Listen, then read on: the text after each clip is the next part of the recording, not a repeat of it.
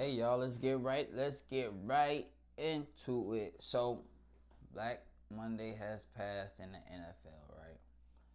And the Browns and Kevin Stefanski have parted ways. The Raiders have fired Pete Carroll. The Cardinals have fired Josh Gannon, I think his name is. The Falcons have cleared house. So far, that's what's going down in the NFL, y'all. End of the season here. Niggas is losing their job. Shit about to get real. But let's kick it off with the Cleveland Browns.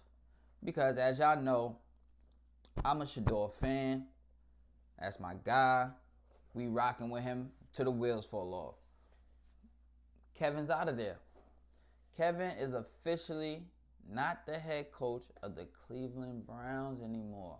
Now, I don't partition for no one to get fired from their job because I wouldn't want to get fired from my job or have people want me to get fired from my job. But boy was playing games, man. Let's just call a spade a spade. Boy was playing games. Like, he wasn't given 12 a fair opportunity. You wanted Dylan Gabriel. You win 8 games in 2 years. Like, yo, this is what happens when you're stuck in your ways. And in all honesty, it felt like to me, he wanted to get fired. He didn't really want to be there no more. It was too much going on. And a lot of it, the GM and the owner created, but he was a part of this. Like, I don't know why we giving Kevin a break on if his offense wasn't damn near dead last in the league. Like, he was the offensive guru that they brought in to be an offensive guru. And they keep saying he didn't have these quarterbacks. The man has had 13 quarterbacks.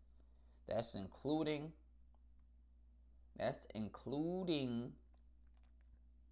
Deshaun Watson and Baker Mayfield. What are we talking about? He didn't have QBs. And now he had Shedeur Sanders, and he chose Dylan Gabriel over him. He chose Joe Flacco over him. Shit, at one point he chose Kenny Pickett over him. Kenny Pickett couldn't even beat out Aiden O'Connell over there with Vegas. So all these bad decisions eventually come back to haunt you. They come back to bite you in the ass. Pause. And now look, you're out of a job. Now, because you know I'm a Giants fan, I've been seeing a lot of reports that he's a candidate for the New York Giants. Bro, New York Giants, he might be a decent coach, he might not be. I'm not trying to find out again. I seen what transpired in Cleveland. I've been here since April, rocking with 12 since April when he walked into that locker room. I can't do another year of that. Not no head coach. I don't like that move. I seen that report and almost dropped down to my knees like, oh my God, bro. I'm going to have to deal with this for another few years. Because, you know, if that happens, that's like a 3 to 4 year type of thing. No, can't do it. I can't do it. I sat around and watched him be an incompetent coach for this organization. But, I mean, if y'all feel differently, let me know. Make sure y'all like, comment, and subscribe. And let me know how y'all feel about Kevin possibly coaching the New York Football Giants. My New York Football Giants. I don't like it. Stay far away from the New York Football Giants. How about that? But anyway, let's get back to the Browns. So yeah, when you let all that stuff transpire and go down on your watch, That's what happens. Now, a lot of people say, well, why wasn't Andrew Berry fired? Well, you got to go back to the draft. You got to go back to the trades. I mean, the man did a decent job. Now, granted, I know the past ain't really been. But the Tyson Campbell trade, that was a win. The draft, shit, that was a win. And on top of, and I know many people don't mention this because they like to leave out this fact, but you got a first round quarterback in the 5th round that you don't gotta pay nothing. And if y'all bought into the man, I guarantee you everything would change. But they still want to be non-committal. Oh, we're looking at every option, which is fine. There's nothing wrong with competition. But this narrative that they should start Deshaun Watson after 2 Achilles surgeries, it's nonsense to me. Like, I seen a stat yesterday. Like, I was looking at his stats from his 2024 season. In 7 games, Deshaun threw for 1,100 yards, was 1-6, and I think had 5 touchdowns and 2 interceptions in 7 games. Shedeur Sanders, oh, and he had a QBR of, well, I think 20-something or 31. Shedeur Sanders, as a rookie with limited reps, coming in week 12, threw for over that amount. 7 or 8 total touchdowns, 10 interceptions with less. With backups, with practice squad players. Like, do y'all know? Check this out. That Cincinnati game, he had mostly practice squad players in there. Like, dude, the Zach Zenner dude, he's not even a center. And when Whippler went down, he came in as center. Raheem Sanders was elevated from the practice squad. The whole offensive line ain't the starting offensive line. And through a bad first half, came out second half, turned it up, and then had an opportunity to take his team down the field and win a football game with under a minute left, and did exactly that.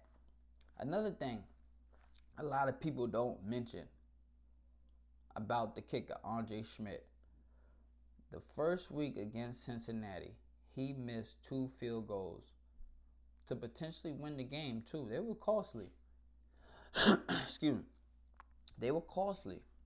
But you know who was the one man who went up to him, dapped him up, told him, yo, it's gonna be how you gonna be straight? Shedeur Sanders.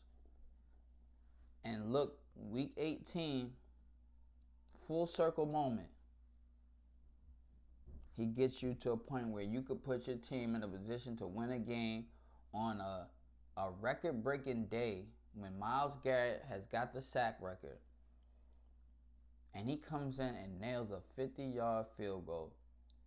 You don't think that moment that Shedeur and him had back in week 1 played a factor? It absolutely did. So we're going to start giving credit when credit is due. I know y'all haters that be online like to hate and say, oh, he threw for 10 interceptions. He did this, he did that. Give him the proper tools next year, the proper reps. I guarantee you that won't happen. And anybody want to bet me, we can make that happen. Because we acting like he was a turnover machine before he got to the NFL.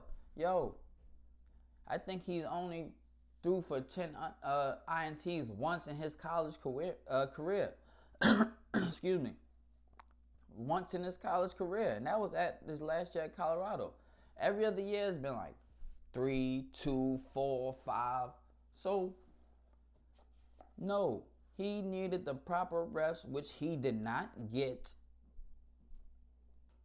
until week 12 of an NFL season. And we all know that's going to be hard for any rookie. I don't care who you is.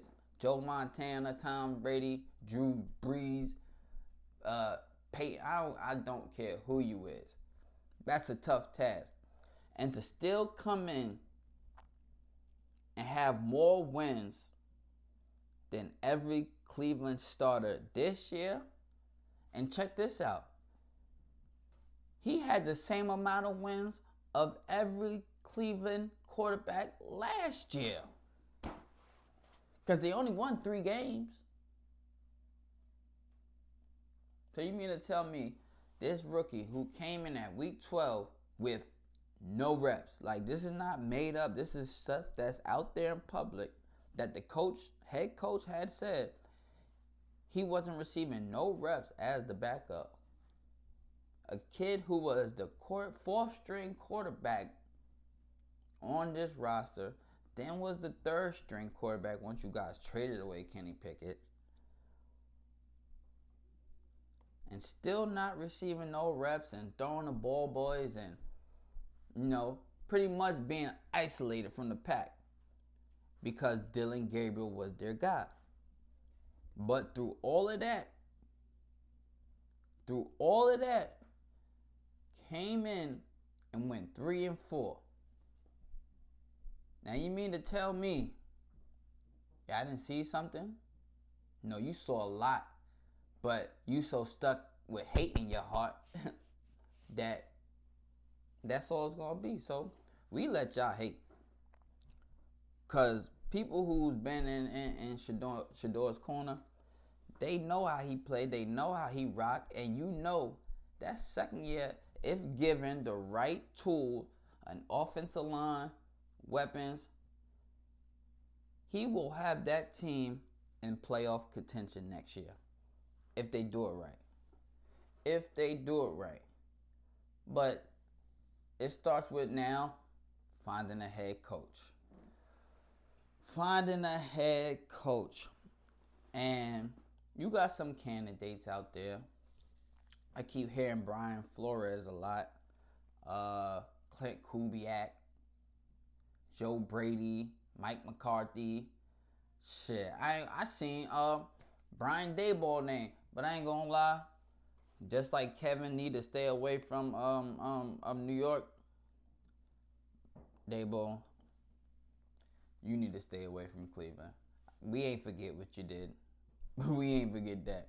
So, but you got the OC from the Jaguars. I keep seeing his name a lot.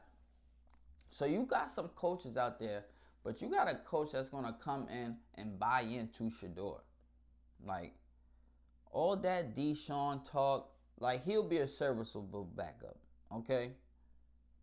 And if you don't want to be a backup, brother, your contract is up next year. But I mean, before that Achilles injury happened, you were 1-6. So what are we really looking at? 3-4, rookie with no reps, and then come in limited reps, and then the play calling is straight trash at that, especially in the second half, and still overcomes all of that. Now granted, defense played a part, but guess what? If he was in the whole season and the defense was playing their part and he was at quarterback, I guarantee you they wouldn't be what is they 5-12. See where I'm getting at?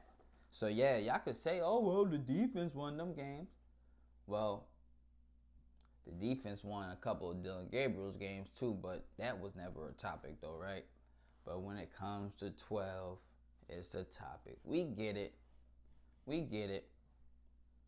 But it is what it is. Kevin Stefanski is officially not the head coach for the Cleveland Browns. And now it's only up from here. Hopefully.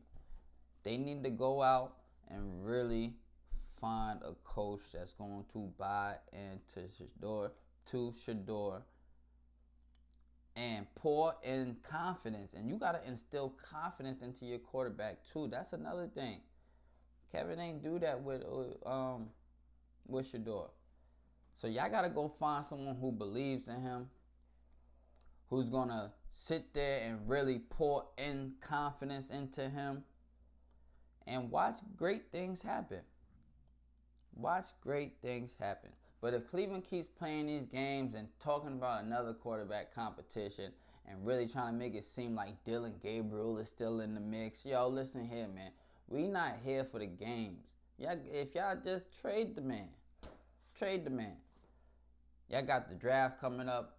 If y'all really still stuck on stupid, like, y'all didn't see something out of this 5th round draft pick in these 7 games, like, he got better every game. He worked on, and it's funny, right?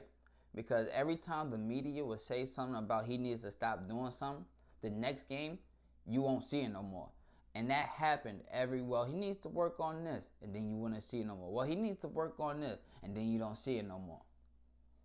Now, the only thing that people could say he need to work on is the turnovers, but yeah, he could work on that. But that also comes with who the play caller is, what plays are they running, like running them long routes when teams are knowingly blitzing and showing you cover 0 a lot, and you having receivers run 10, 15-yard routes. That's not meant for that, man. Like, that's why your ass is grass. They told you to hit the road, Jack, and don't you come back no more, no more, no more, no more. Yeah, they told him to hit the road because you was just out here wilding. And maybe another situation, he might excel, but it won't be in Cleveland. It's your boy, Lusky. Holla at me. I'm out. Yeah.